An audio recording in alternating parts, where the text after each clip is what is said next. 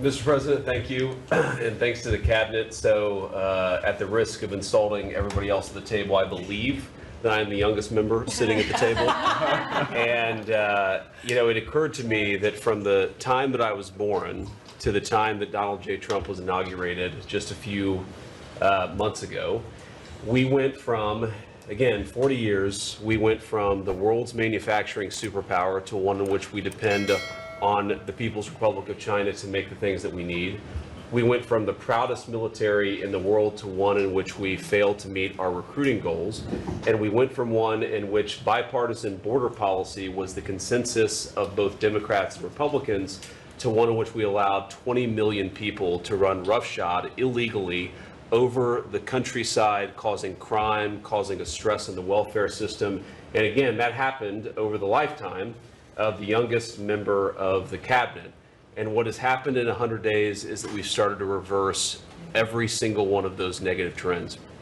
And I think what it shows to me is that the president, and you sit in the Oval Office and you see these portraits of presidents past, and let's be honest, most of them have been placeholders. They've been people who have allowed their staff to sign executive orders with an auto pen instead of men of action. And the reason the media attacks this administration as chaotic is because the president is solving the problems the American people set about to solve.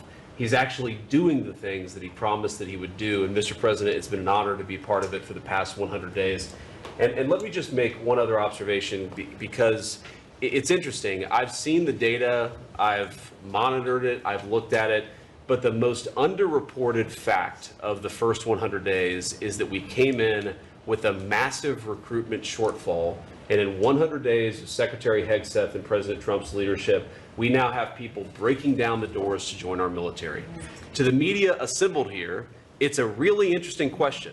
Why has that happened? Completely aside from the fact that I think it's a good thing or I think that President Trump deserves political credit for it, why did we go from a military where people didn't want to serve to now all of a sudden they do want to serve? That's a story you guys should cover. But compared to that, how much time have you instead focused on the fact that we deported an MS-13 gang member with a valid deportation order? And why is it that the press is so focused on the fake BS rather than what's really going on in the country?